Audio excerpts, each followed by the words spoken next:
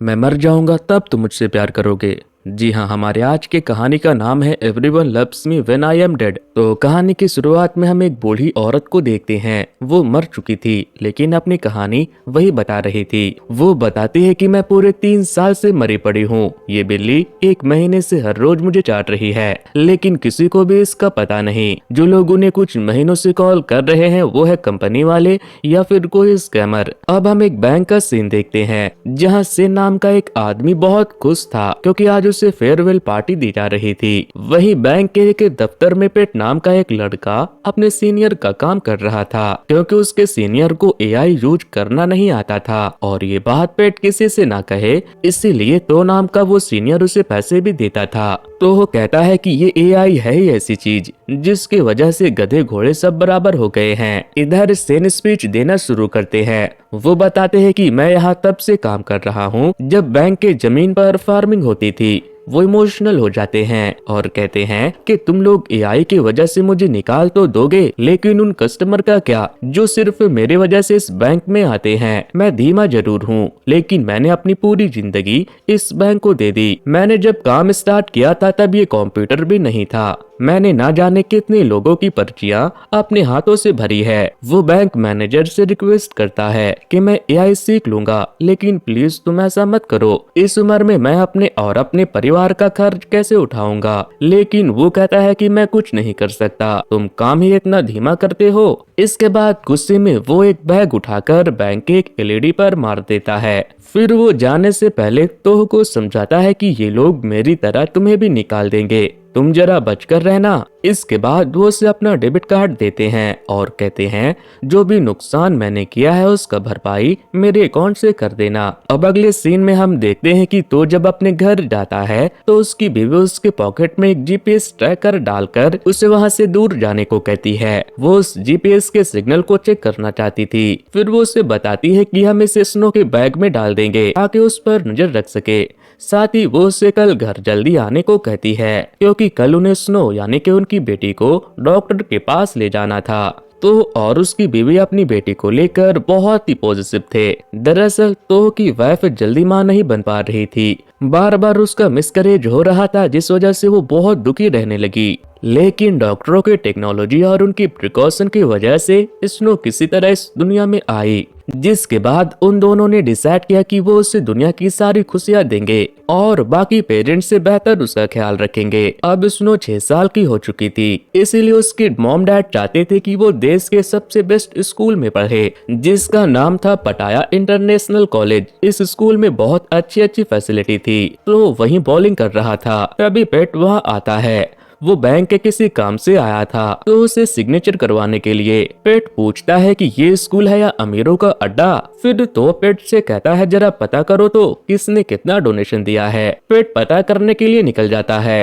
तभी वहाँ mister J यानी कि स्कूल के प्रिंसिपल आते हैं और तो उसे कहते हैं कि देखिए अभी आपकी बेटी का हमारे स्कूल में एडमिशन होना मुश्किल है, लेकिन नामुमकिन भी नहीं, आप कोशिश करते रहिए। तो वो पूछता है कितने पैसे लगेंगे। तो वो कहते हैं कि आप पैसों की चिंता मत कीजिए, आप ये देखिए कि आपकी बेटी कितने अच्छे स्कूल में पढ़ेगी। प्रिंसिपल के जाने के बाद पेट आकर बताता है कि एक ने 5 लाख दिए, एक ने 7 लाख और एक ने तो 10 लाख दिए हैं, लेकिन इसके बावजूद भी उनसे और पैसे मांगे जा रहे हैं। अब हम स्नो को डॉक्टर के पास देखते हैं। उसे एक बीमारी थी जिसमें उसकी हड्डियों की उम्र उसके एक्चुअल उम्र से ज्यादा थी, जिस वजह से उसे बार बार डॉक्टरों के पास जाना पड़ता है। अब अगले सीन में तो वो अपनी वाइफ से कह रहा था कि हमें पटाया इंटरनेशनल कॉलेज में स्नो का एडमिशन करवाने के लिए और पैसों की जरूरत है। वैसे ही खर्चे दिन ब दिन बढ़ते जा रहे हैं, जिस पर उसकी वाइफ उससे कहती है कि हमें उन्हें पैसे तो देने ही होंगे, नहीं तो हमारे किए किराए पर पानी फिर जाएगा।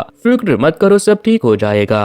अब हम पेट को देखते हैं। उसके चाचा की डेथ हो चुकी थी, लेकिन उनके मरने के बाद उनके घर कुछ गुंडे आते हैं और उनका सामान लेकर जा रहे थे और उसका कजन कुछ कर भी नहीं पा रहा था। तभी वहाँ एक दूसरी गैंग भी वसूली के लिए आ जाते हैं, लेकिन पेट जाकर उन्हें पहली वाली गैंग के खिलाफ भड़का देता है, जिसके बाद उन दोनों गैंग के बीच आपस में लड़ाई हो जाती है। उनके जाने के बाद पेट का कजन बहुत दुखी था क्योंकि एक तो उन गुंडों की वजह से उसके पिताजी का फ्यूनरल बर्बाद हुआ, ऊपर से उनके डैड ने इतना कर्जा लेकर उन पैसों का किया क्या। पेट अपने कजन से कहता है कि मैं बैंक में चेक करूंगा, क्या पता शायद उन्होंने बैंक में रखा हो। अब अगले दिन पेट जाकर अपने चाचा के बैंक अकाउंट को चेक करता है तो उसमें एकदम जीरो बैलेंस था, जिसके बाद वो अपने कजन को कॉल करके बता देता है कि मेरे वाले बैंक में कुछ नहीं है। इसके बाद पेट एक दूसरे बैंक अकाउंट को चेक करता है जिसमें पूरे 3 करोड़ रुपए थे, लेकिन ये एक डीएक्टिवेट अकाउंट था। एक डीएक्टिवेट अकाउंट में इतने सारे पैसे को देखकर वो एक गहरी सांस लेता है।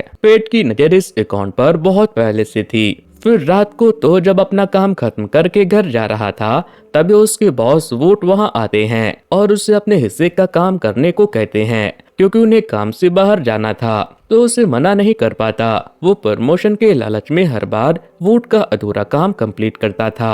वुड के जाने के बाद पेट वहां आता है और तो उससे कहता है कि लाओ इसे मैं कर देता हूँ, बदले में तुम मुझे दारू वारू पिला देना। लेकिन वो काम करते हुए इधर उधर की बातें करने लगता है कि इतने देर काम करने के बाद भी हमें कुछ नहीं मिलता, सारा क्रेडिट तो अकेले वुड जैसे लोग ही ले जाते हैं। तभी वो चेक करता है तो उसे पता चलता है कि इस साल उन्हें बोनस भी नहीं मिलने वाला।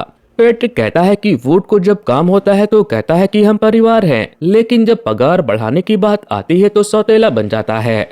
फिर पेट कहता है कि जब मेरी माँ गुजरी थी तो मुझे उनके खातों का कुछ भी पता नहीं चल पाया। अब जब भी मुझे पैसों की जरूरत पड़ती है तो मैं यही सोचता हूँ कि इंटरेस्ट मिलाकर आज वो पैसे ना जाने कितने हो गए होंगे। वैसे ही बैंक में बहुत सारे अकाउंट है जिनका कोई दावेदार नहीं है और उसका फायदा कौन उठाता है? बैंक। वो पैसे बैंक में ही पड़े पड़े बस धूल खाते हैं और बैंक में ऐसे हजारों खाते हैं। हमें खुद का भी तो कुछ सोचना चाहिए। जिस पे तो उससे कहता है ऐसा सोचना भी मत, नहीं तो नौकरी से निकलवा दूंगा। मगर पेट बोलता रहता है। वो कहता है कि अरे बैंक को हमारी तुम्हारी पड़ी ही नहीं है, अगर सेन की तरह तुम्हें भी बैंक से निकाल दिया तो क्या करोगे? तुम जब तक इस पोजीशन पर हो तुम्हारे लिए ये काम करना बहुत आसान है। तो वो कहता है कि अगर उन मरे हुए लोगों के रिश्तेदार वापस लौटे तो फिर क्या जवाब दोगे? तभी पेट कहता है कि बैंक में जीत नाम की एक कस्टमर है जिसे मरे हुए 3-4 साल हो चुके हैं। तभी पेट कहता है कि आपको जीत चाची याद है क्या? उन्हें मरे हुए 3-4 साल हो चुके हैं। इसके बाद वो उसे जीत का अकाउंट बैलेंस दिखाते हुए बताता है कि अगर हम उनके पैसे निकाल लेंगे तो कोई पूछने भी नहीं आने वाला। तो उसके बैंक में इतने सारे पैसे देखकर पूछता है कि वो काम क्या करती थी, उनके पास इतने सारे पैसे आए कहाँ से? पेट कहता है हमें क्या,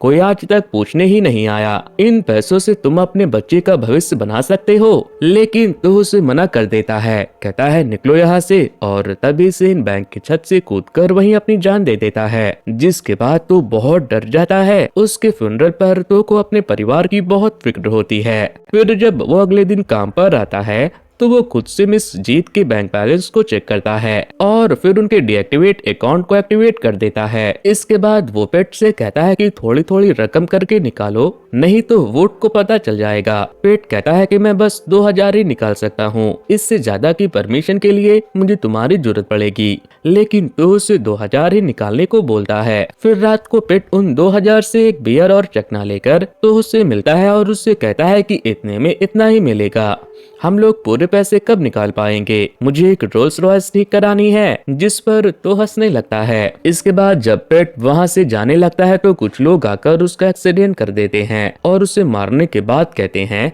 हमारे पैसे ला कर दे, नहीं तो जान से मार देंगे। फिर पेट तो को कॉल करता है और उससे कहता है हमें पैसे निकालने होंगे, मुझे उसकी बहुत जरूरत है। अब अगले दिन तो जाकर चेक करता है कि वोट को डीएक्टिवेट अकाउंट के एक्टिव होने और उसमें से 2000 निकाले जाने की बात पता चली या नहीं। लेकिन वोट फिर से उसे अपना काम देकर चला जाता है। जिसके बाद वो बैंक के मैनेजर मेल को चेक करता है तो उसमें जीत के अकाउंट एक्टिवेट होने का मैसेज आया हुआ था, साथ में उससे पैसे डिपॉजिट होने का भी। तो वो फौरन उस मेल को डिलीट कर देता है ताकि वोट उसे देख ना ले। इसके बाद वो पेट से कहकर मिस जीत के अकाउंट से पूरे 40 लाख निकलवा लेता है। अब हम दो लोगों को देखते हैं। वो अपनी कार में किसी को किडनैप करके लाए थे, उसने उनका पैसा खाया था। वो कहता है कि मेरा पैसा कब देगा? वो कहता है कि मेरे पास पैसे नहीं है, बदले में मुझसे जो चाहे करवा लो। लेकिन उस बिजनेसमैन का बॉडीगार्ड उसे मार देता है और फिर उसे जला भी देता है। लेकिन जब वो वहां से निकल रहे थे तो बिजनेसमैन अपने बॉडीगार्ड खेम से कहता है कि पता है, एक बार मैंने अपनी नौकरानी के नाम से खाता खुलवाया था, लेकिन वो पूरे पैसे लेकर भाग गई। बहुत ढूंढा लेकिन आज तक नहीं मिली। लेकिन पता चला है कि उसकी एक बेटी है, लेकिन उसे तो ये भी नहीं पता कि उसकी असली मॉम कौन है, और उसके अकाउंट में पूरे 3 करोड़ रुपए हैं। लेकिन ये सब सुनने के बाद खेम अपने बॉस को ही जलाकर मार देता है। वहीं पेट अपने हिस्सों के पैसों में से थोड़े पैसे अपने कजन को देते हुए कहता है कि चाचा के खाते में बस इतना ही था, तो भी अपने हिस्से के पैसे लेकर घर पहुंचता है। उसकी बीवी उससे पूछती है कि कल एडमिशन का आखिरी डेट है, पैसे का इंतजाम हो गया ना? वो हाँ कहता है। फिर वो बताती है कि हमें एडमिशन के लिए 1.5 करोड़ लगेंगे और आने वाले 12 सालों तक भी पैसे लगेंगे, और तब तक कोई छुट्टी नहीं, कोई बीमारी नहीं, कोई आराम नहीं, मर भी नहीं सकते। वहीं पेट बाकी के पैसे लेकर एक गैराज में जाता है और वहाँ के बॉस जिसे कहते थे उसे एक साथ 7 लाख रुपए देते हुए कहता है कि ये रहे आपके पूरे पैसे, अब मेरी रोल्स रॉयस छोड़ दो। लेकिन उसके लोग और वो उसे मारने लगते हैं और कहते हैं कि गाड़ी का इंजन भी खराब था। पेट कहता है गाड़ी बस पीछे से ठुकी थी, इंजन कैसे खराब हो सकता है? मगर वो लोग नहीं सुनते, वो उसे मारते हैं और उसके फोन को अनलॉक करवाते हैं। जिसके बाद वो तो को कॉल करता है और उससे 10 लाख और मांगता है, लेकिन तो अब और ज्यादा पैसे निकालने से मना कर देता है। कहता है कि ज्यादा पैसे निकालेंगे तो पकड़े जाएंगे। अब अगले दिन तो अपने बेटी के एडमिशन के लिए बाकी पैसे ले जाकर जमा करवा देता है। फिर वो रोड के किनारे एक लड़की से मिलता है और उससे कहता है कि तुम्हारे नाम से एक खाता खुलाना है और इसके लिए तुम्हें 10,000 देंगे। वो तैयार हो जाती है तो तुरंत अपने बैंक में उस लड़की के नाम से खाता खोल देता है। लेकिन इसके बाद वो उसे गन दिखाकर कहता है कि चलो निकलो, अगर किसी से कहा या फिर इसमें से पैसे निकाले तो मैं तुम्हें जान से मार दूंगा। जिसके बाद वो लड़की डर के मारे वहाँ से भाग जाती है।